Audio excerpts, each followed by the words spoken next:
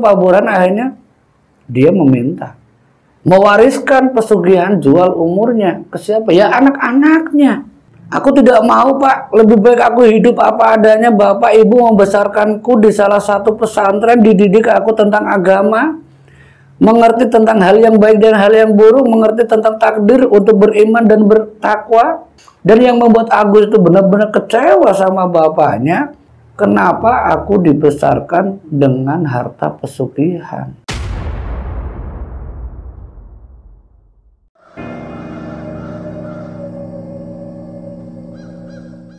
Bismillahirrahmanirrahim. Assalamualaikum warahmatullahi wabarakatuh. Alhamdulillah wa syukurillah wa ni'matillah la haula wa la quwata illa billah, amma ba'd. Selamat pagi, jumpa kembali di channel Hikmah Misteri bersama saya Pak Ade. Semoga kita dan kalian di kesempatan kali ini selalu dalam lindungan Allah Subhanahu wa taala, senantiasa diberikan, dicurahkan segala keberkahan, diberikan nikmat sehat walafiat, dipanjangkan umurnya, dilancarkan rezekinya, dan dimudahkan dalam segala urusan. Amin amin ya rabbal alamin. Untuk cerita kali ini tentang muslihat pesugihan. Dari beberapa cerita yang mencoba saya rangkum, bahwa di balik beberapa narasumber yang pernah saya dengar secara langsung, ternyata banyaknya pesugihan itu tidak ada yang gratis. Dan tidak usah lama-lama, kita langsung masuk ke cerita Hikmah Misteri. Ini mohon maaf, bukan saya merasa bisa atau gimana, tapi ini saya mencoba merangkum semuanya, bahwa di balik muslihat pesugihan yang katanya tanpa tumbal, ini seperti cerita di pesugihan jual umur. Taruhlah selama 15 tahun. Dari salah satu cerita yang pernah saya dengar secara langsung dari beberapa orang-orang yang pernah melakukan pesugihan jual umur, ataupun dari pengantar, ataupun dari juru kunci, pernah terkait dengan pesugihan jual umur, memang tidak ada tumbal pada awalnya, dan perjanjian itu pun disaksikan dan disampaikan langsung. Ini sebut saja namanya Pak Burhan. Dia itu menceritakan ketika dia itu pernah melakukan satu perjanjian dengan sosok sesembahannya. Selama 15 tahun itu tidak ada tumbal. Tidak ada tumbal, memang benar selama 15 tahun dia hidup, ya tidak ada yang namanya orang atau keluarganya sendiri itu dijadikan tumbal. Tapi hakikatnya, yang namanya pesugihan dalam ceritanya Pak Burhan itu, kalau orang yang sudah menyepakati perjanjian tersebut, dia secara tidak langsung pasti musyrik. Dia sudah menyekutukan Allah Subhanahu wa taala. Karena Pak Burhan tidak percaya bahwa dirinya ini diberikan rezeki, diberikan nikmat hidup itu dari Sang Pencipta. Tapi karena faktor mungkin ketidakyakinannya dia akan kuasa Allah, dia akhirnya masuk ke lembah pesugihan, yaitu pesugihan jual umur tadi. 1 tahun, 2, 3 tahunnya dia ritual itu, karena memang setiap tahun dia juga harus ritual. Harus yang namanya istilahnya seperti perjanjian itu untuk mengingatkan Pak Burhan. Tapi mungkin pada akhir hayat seorang Pak Burhan, sebelum dia meninggal, bahwa dia tahu dia itu akan meninggal, ritual yang terakhir yang terbilang ini sesuatu yang mungkin sangat ngeri bagi siapapun, bahwa dia itu harus ritual dan perjanjiannya 15 tahun ini dengan sesembahannya. Dia datang ke Kuncen, dia melakukan ritual, melakukan semedi selama hampir kurang lebihnya 3 hari. Dalam 3 hari itu dia menyepakati sebuah perjanjian, kalau kamu tidak meneruskan apa yang kamu lakukan saat ini, maka jangan harap kekayaanmu akan utuh, dan jangan harap anak-anakmu selamat. Tapi setelah ritual terakhir, perjanjian itu berubah. Tidak ada tumbal 15 tahun, tapi setelahnya Pak Burhan ambil keputusan, bingung dia kan. Orang namanya ritual, sesembahannya mengancam, dia menolak, hartanya habis, anaknya dijadikan tumbal. Sampai saat itu Pak Burhan akhirnya dia meminta mewariskan pesugihan jual umurnya ke siapa? Ya anak-anaknya. Tapi anak-anaknya tidak ada yang mau, dan anak-anaknya lebih memilih, kalau saya hidup yang selama ini dibesarkan dari pesugihan Pak, Ibu, kata anak-anaknya, aku tidak mau Pak, lebih baik aku hidup apa adanya. Bapak Ibu membesarkanku di salah satu pesantren, dididik aku tentang agama, mengerti tentang hal yang baik dan hal yang buruk, mengerti tentang takdir untuk beriman dan bertakwa. Tapi pada kenyataannya setelah saya dewasa, Pak, Bapak meminta saya untuk menyekutukan Allah. Itu sesuatu yang sangat melanggar atas apa yang sudah Bapak bimbing untuk anak-anak Bapak. Itu anak yang pertama, ngotot dia. Ini sebut saja namanya Agus.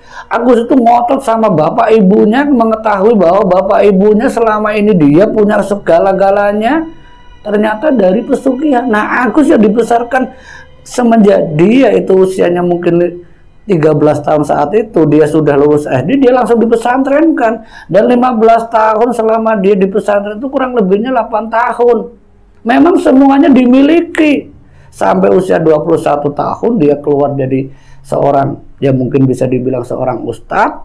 Dan yang membuat Agus itu benar-benar kecewa sama bapaknya, kenapa aku dibesarkan dengan harta pesugihan.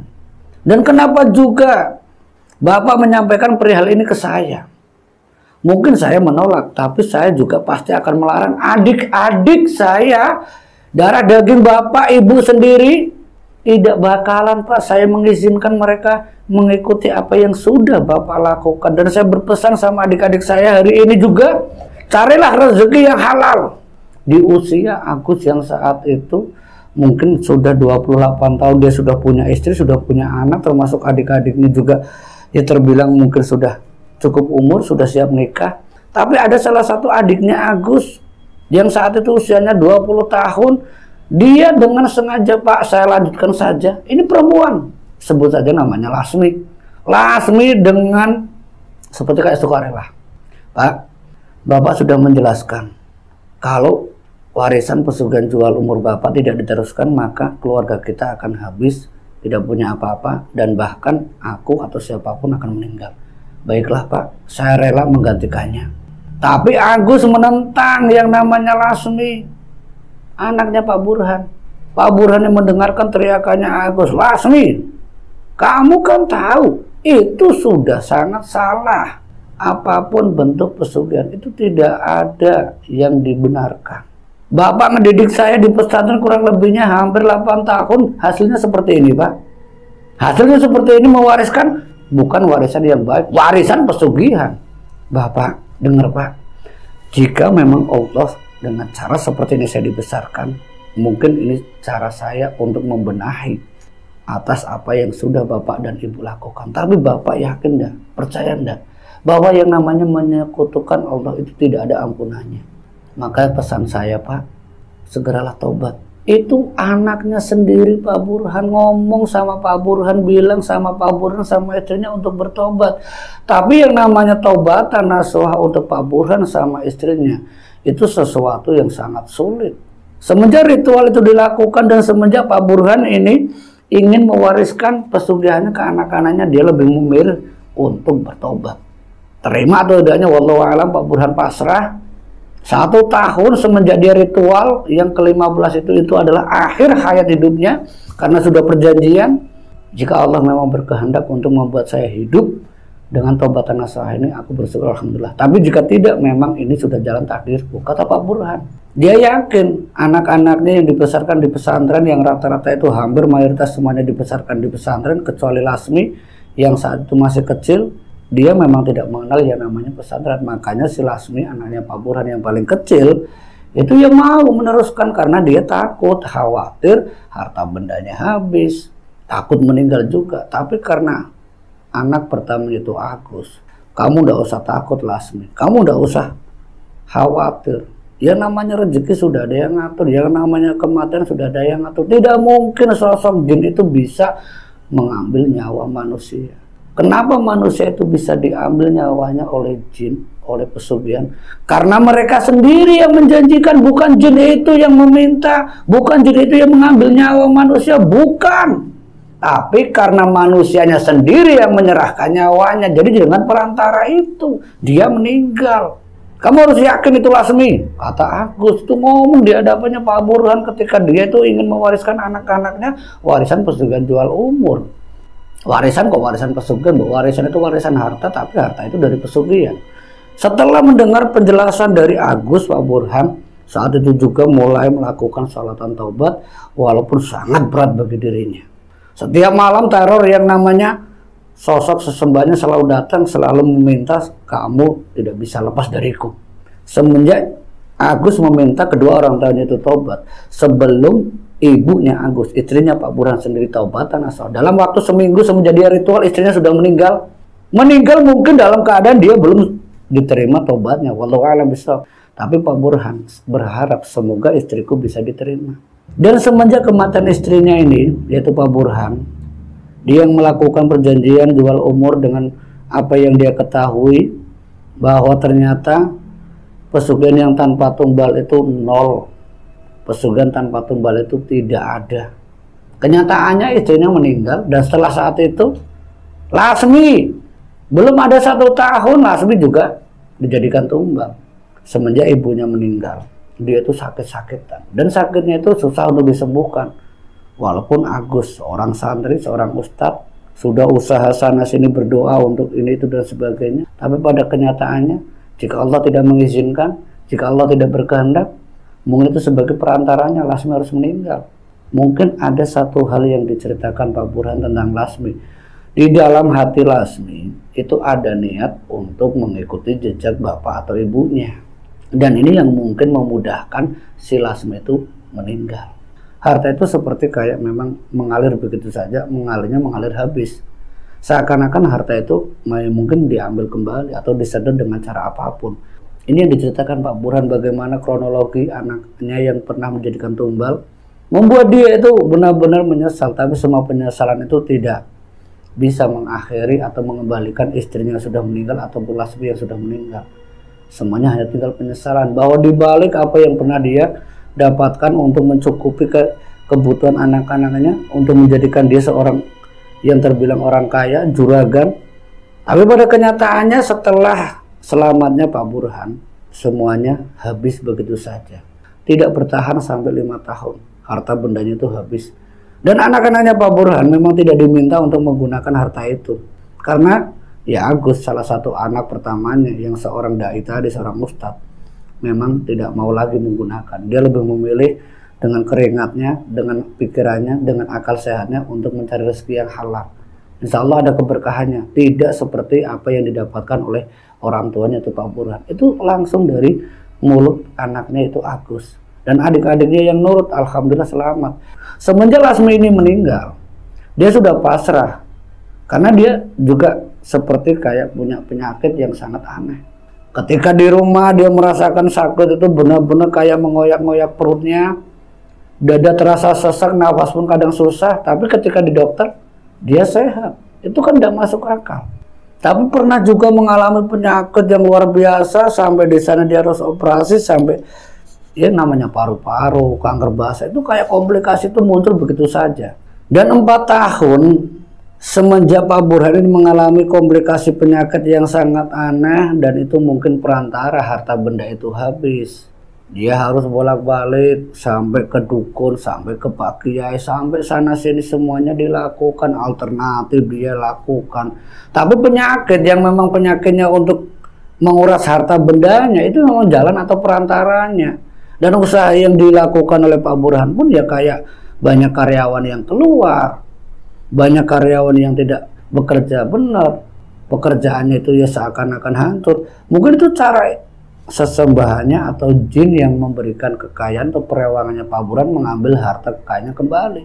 Tapi Pak Burhan waktu itu mungkin 2 tahun tepatnya, semenjak harta itu mulai terasa akan habis, Agus sebagai anak pertamanya ngomong sama Pak Burhan, bilang sama bapaknya, Pak, harta ini ketika habis ikhlaskan saja Pak, insya Allah akan memberikan keselamatan Bapak.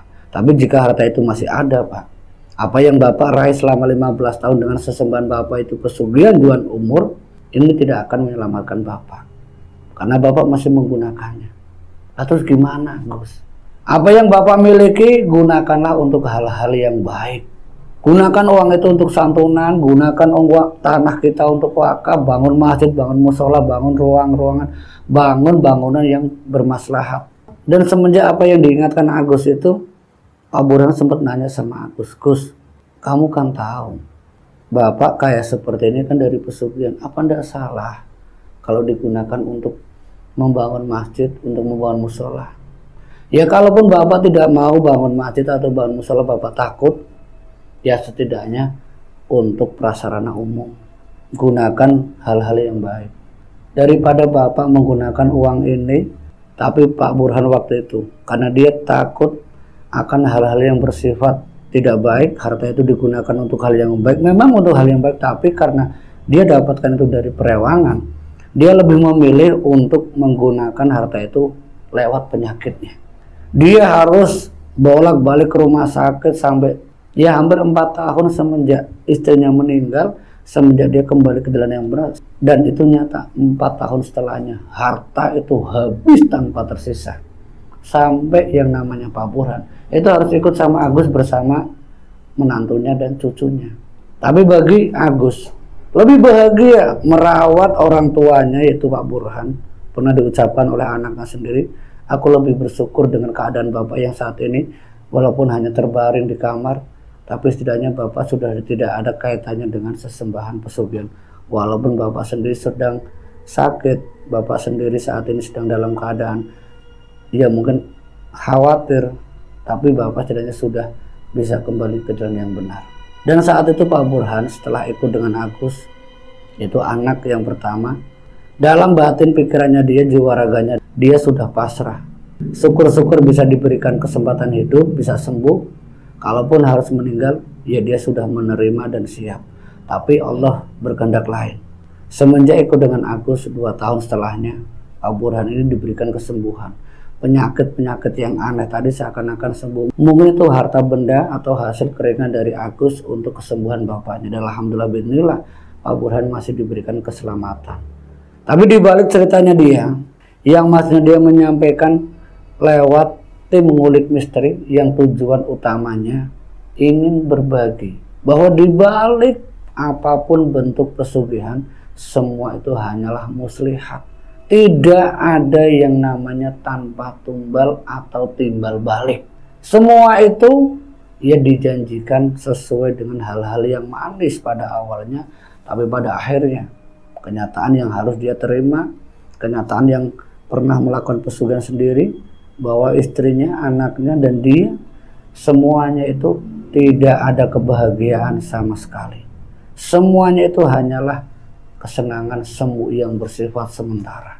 Itu yang terjadi sama Pak Burhan. Semoga dari kisah atau cerita Pak Burhan ini, semoga kita bisa ambil hikmah dan pelajarannya. Saya Pak Ade di Hikmah Misteri. Akhirul kalam wallahu a'lam bishawab. Wassalamualaikum warahmatullahi wabarakatuh.